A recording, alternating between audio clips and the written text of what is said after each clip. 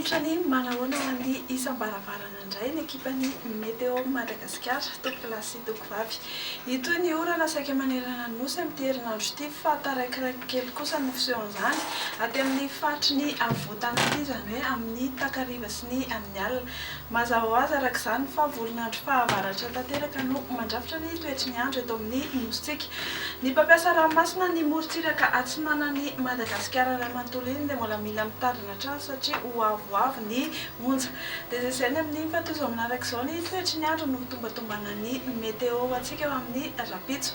Ho amin'ny maraina dia hanorana indray ny faritra Antalahy sy Analanjorofo ary atsinanan'iny somary mafimafy izany. Andrahoana na andrahoana vitsy ny andro ny amin'ny faritra sisa faorian'ny fizavan'ny Andianjavona vao maraina aty amin'ny ilany atsinanan'ny faritry ny Avotany.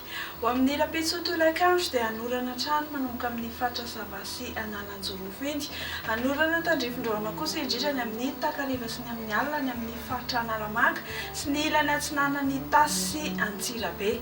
Hazava kosa ny lanitra amin'ny faritra Mangoro sy ny amin'ny faritra atsinanana Vadivavy-Fitovinany, atsimo atsinanana ary mahazo ny faritra Androy sy Anosy. Tahaka izay koa ny morontsiraka amin'ny faritry Melakiny. Hanoram-baratra avokoa ny amin'ny faritra sisa ary mafimafy ny fitsokan'ny rivotra ny amin'ny morontsiraka atsimo, andrefana sy avoany atsinanan'ny Madagasikara. Ho amin'ny maripana rapitso maraina dia tsy dia misy vetsy amin'ny firy, ny ambandrindra dia 5 hatramin'ny 17 degré ny aty amin'ny faritry ny Avotany. Ho anareo any amin'ny faritry ny morontsiraka atsinanana dia elanelan'ny 20 hatramin'ny 23 degré Celsius ary ny morontsiraka andrefana 13 hatramin'ny 15 degré Celsius. Nisy fiakarankely ny maripana no vinavinaina ao amin'ny rapitso tolakandro 17 sy 18 degré ny aty amin'ny faritry ny Avotany ary 15 degré Celsius indraindray any amin'ny Fianaratsoany. Ny ambony indrindra kosa dia any Morondava sy ny manodidina azy 4 degré Celsius. Milatsaka avokoa ny orana ao amin'ny rapitso faritry Paris, Milan, Bangkok sy Seychelles, aka endrika tandrifin-drahona kokoa izany ny Maurice sy La Réunion. Hifandimby ny rahona sy masoandro ny faritry Comore.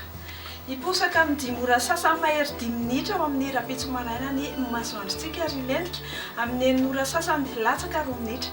Dia izay indray no météo azonareo antsika mametraka ny mandrapitafa ao amin'ny rapitso indray. Vela matoka.